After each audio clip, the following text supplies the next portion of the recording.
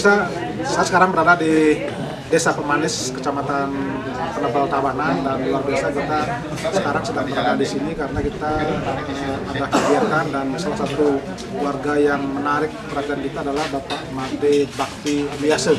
Dulu adalah seorang dosen, seorang pengajar, namun sekarang dia kecimpung menjadi seorang pelukis, jadi pelukis khusus dalam hal bangunan-bangunan kuno tradisional, dan rumahnya ini juga luar biasa, masih sangat kental dengan nuansa Bali yang kuno dan beberapa peralatan sendiri. Kita sapa dulu beliau.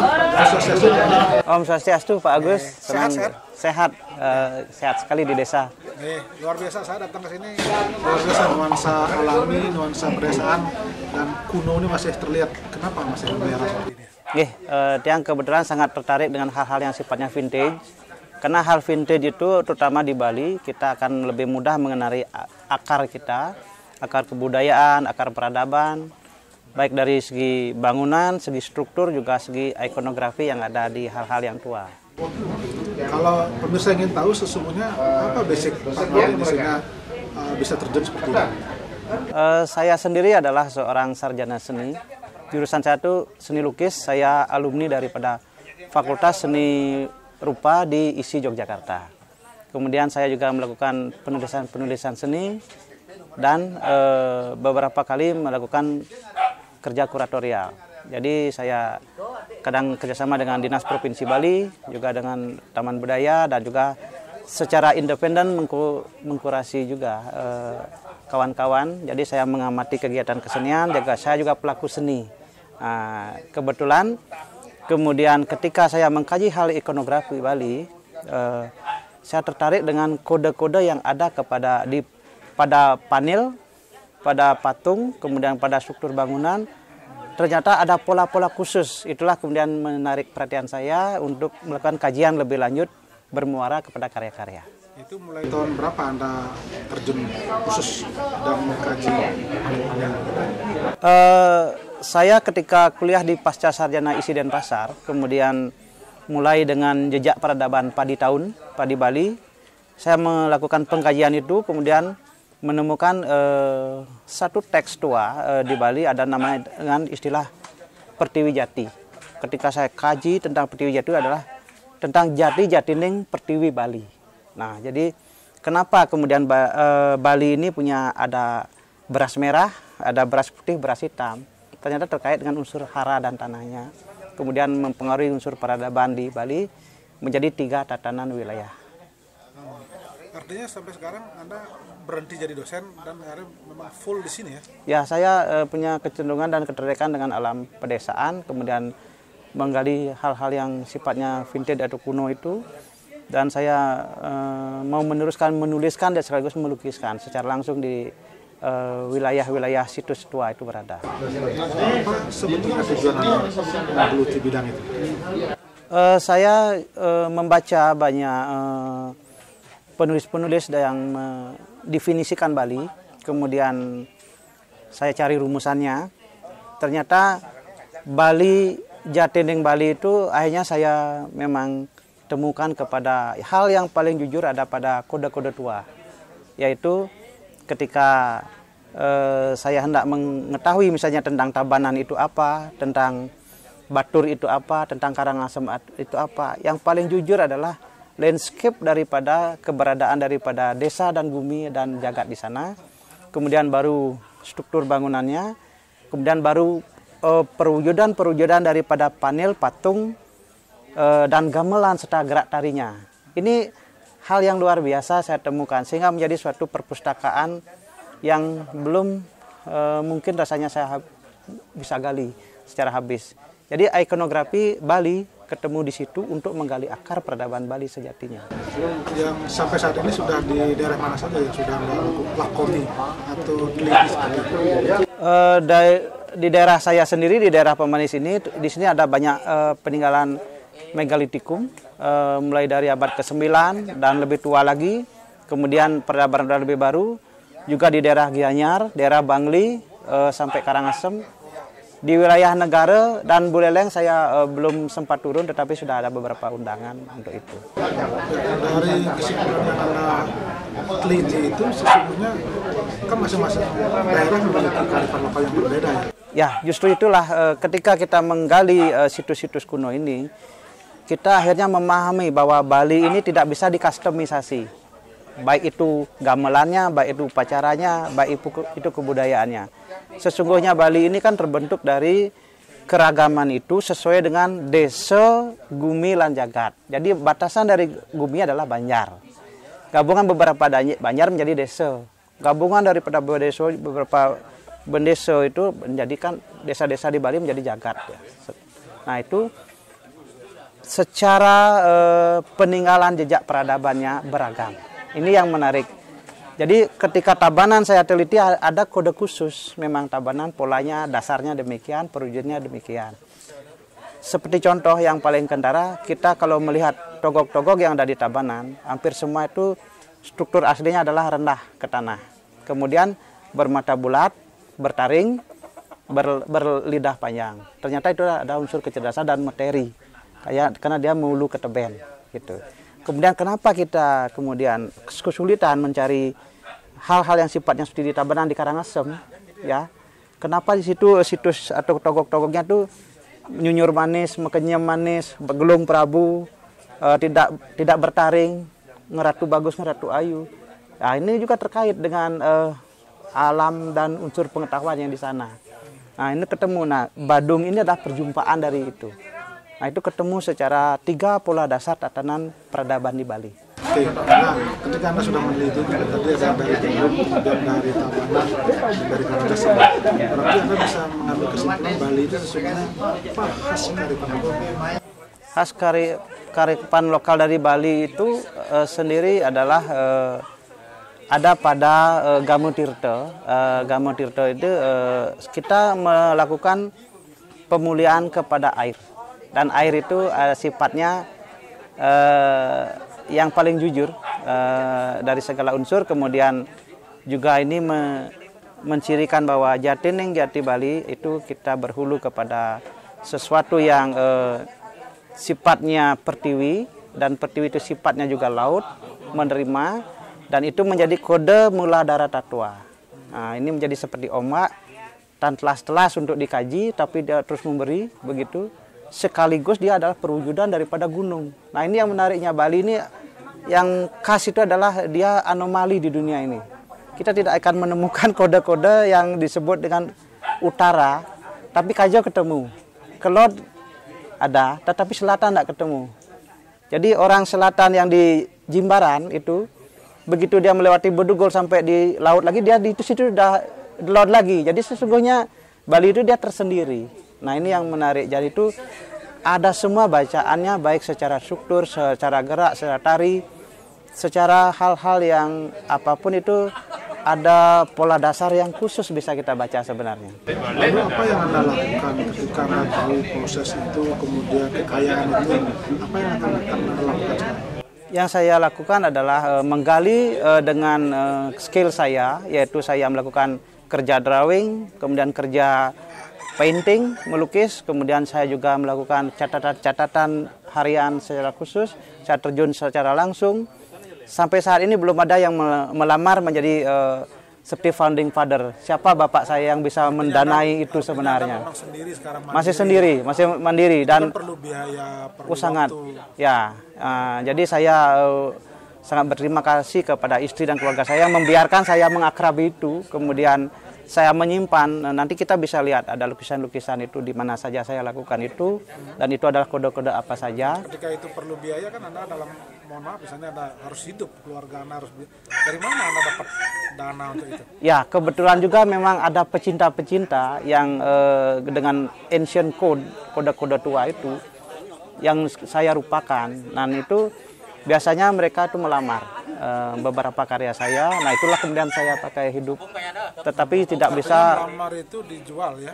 Ya, itu istilahnya saya pelihara ini dengan kompensasi apa gitu. Jadi keberlanjutan saya itu berkarya sekian bulan dijamin seperti itu. Nah, jadi Itulah kemudian ada patron baru juga bertumbuh diberikan oleh leluhur saya berkesenian begitu. Bagaimana dengan perhatian pemerintah selama ini? Kan ini luar biasa hal budaya-budaya kearifan lokal yang patut kita lestarikan. Kebetulan pemerintah mungkin ada beberapa dari pemerintah mengetahui, tetapi belum ada sikap secara khusus, artinya mendanai penelitian ini, mendanai daripada eksplor situs-situs di Bali ini. Itu secara khusus belum ada. Tetapi apa yang saya lakukan, 3 tahun melakukan pendampingan penyelamatan situs di Bali dengan gerakan peduli situs, kemudian saya sempat mendirikan yang namanya Yayasan Bakti Pertiwijati, itu khusus melindungi daripada situs-situs pemujaan leluhur. Karena kenapa itu wajib kita lindungi? Karena itulah catatan yang paling jujur dari sejarah. Persoalannya sekarang kan beberapa situs hancur, ya. Dihancurkan akibat dana-dana bansos, ya. akibat turunnya ya. beberapa pemerintah seperti itu. Apa ya. tanggapan Anda?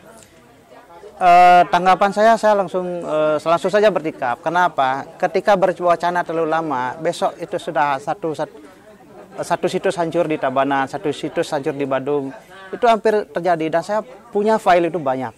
Nah, kemudian saya melakukan pendekatan secara langsung baik di media, kemudian juga sempat direspon oleh beberapa pemerintah, lembaga pemerintah baik secara individu dan lain. Tetapi itu belum maksimal. Tapi untuk sekarang ini sudah keluar Pergub Perlindungan Pura dan Pertimo dan simbol keagamaan. Artinya Anda sedih nggak kalau situs-situs itu hanya dihancurkan karena memang modernisasi seperti sekarang? Oh, sangat sedih. Kenapa sangat sedih? Saya bisa umpamakan begini. Situs-situs yang kuno itu adalah place desk yang sudah rapi untuk kita bekerja menjadi orang Bali yang merdeka, tidak kekurangan satu apapun, baik dari rohani dan jasmani dan apapun. Itu dijamin oleh leluhur sebenarnya. Tapi begitu kemudian tanah ini dipahami bahwa warisan secara baru, kalau dulu kan ada 2 aja warisan hak guna pakai, hak guna rawat aja. Sarinya lah yang kita pakai hidup gitu. Itu yang saya temukan teks-teksnya. Kemudian kalau situs ini kemudian diganti misalnya yang demikian ornamentik, demikian ikonografik, diganti dengan minimalis modern, seret gitu kan, itu tidak ada bacaan teks.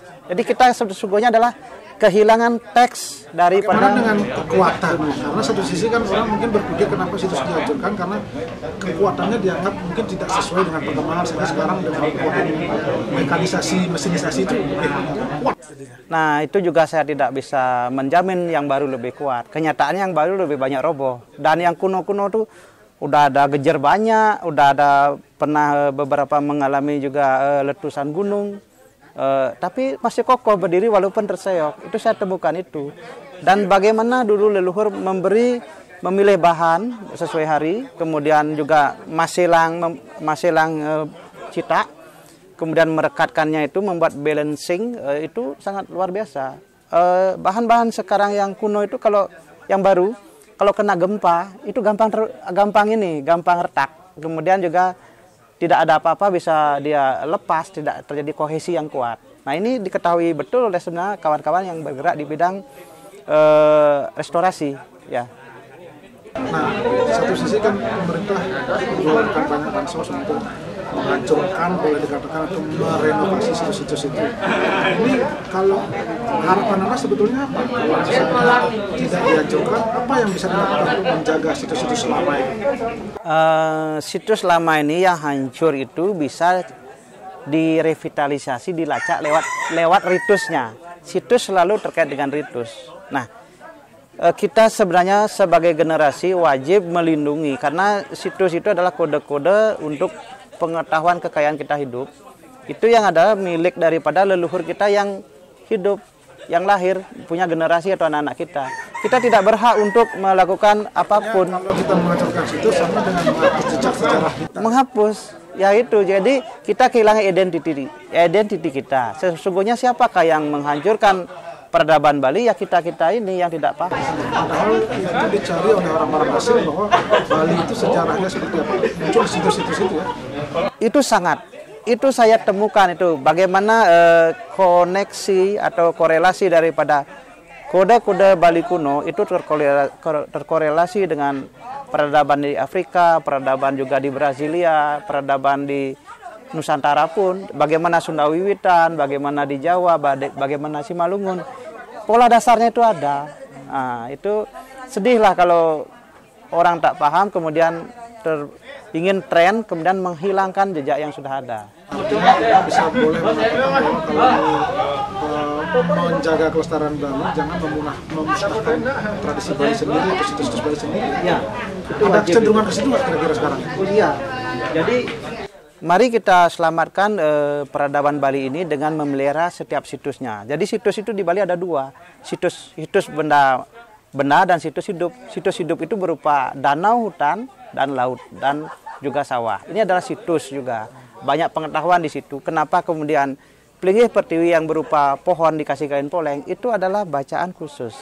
Nah, sementara masyarakat masih memandang Plinggih itu adalah buatan produk daripada handmade, tangan. Tetapi dalam teks tua itu sudah disebutkan bulakan, uluning bulakan, uluning setra, uluning segara, uluning pangkung itu adalah sesuatu yang wajib dimuliakan. Berarti siapa sebetulnya yang menghancurkan Bali sendiri ketika Anda melakukan ide-ide seperti itu? Yang paling bisa menghancurkan Bali itu adalah orang Bali. Tidak mungkin orang luar akan mengetahui akses itu. Tetapi orang Bali menghancurkan Bali itu kan dimulai daripada orientasi dirinya itu dirubah tanpa disadari. Begitu mendapatkan dana untuk bagus, kata bagus ini dikiranya yang bahasa Balinya anyar dan ngereneb. Tetapi itu kan menjadi kesenian yang moce, istilahnya kawan-kawan itu. Yang tidak lagi sinkron antara nilai-nilai yang dibangun oleh leluhurnya dengan yang sekarang customize ini masuk. Jadi kodian, mesinisasi, customisasi masuk sehingga kalaupun dibaca oleh orang yang paham pengetahuan leluhur, menjadi dia menemukan itu spam. Oh ini lain, ini bukan kode yang. Jadi kalau lama-lama begitu pola pikirnya kita akan habis dan betul-betul musnah Ya, dengan tradisi dan budaya ya. gitu ya.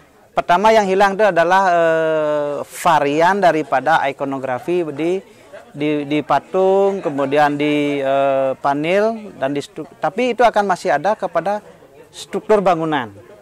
Begitu struktur bangunan juga dihancurkan, masih ada di struktur daripada landscape-nya. Jadi kadang kalau saya tidak ketemu yang aslinya di varian ornamentiknya, saya cari di struktur Balinya. Nah, jumlah tiang itu ada mencirikan sesuatu grade rohani atau grade sesuatu, kemudian juga jumlah bangunan, kemudian landscape-nya juga. Juga dari nama desa dan model jalannya itu sudah terlihat sebenarnya sesuatu. Terakhir, apa cita-cita Anda yang dalam waktu dekat yang harus diwujudkan dan perlu diwujudkan dari masyarakat, dan khususnya juga pemerintah?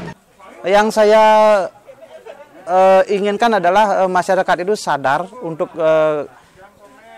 mencintai, menyadari apa yang diwarisi oleh leluhurnya itu untuk dijaga, ketami, kemudian diayum kalau yang punya. Kemudian kita bisa punya satu kekuatan hukum untuk perlindungan daripada situs-situs itu, dan juga ada bacaan-bacaan atau karya-karya saya ini saya persembahkan untuk Bali. Kalau ada yang bisa bekerja sama untuk mencetak buku, kemudian juga menuliskan itu, saya siap menjadi narasumber di mana karya saya dibuat, kemudian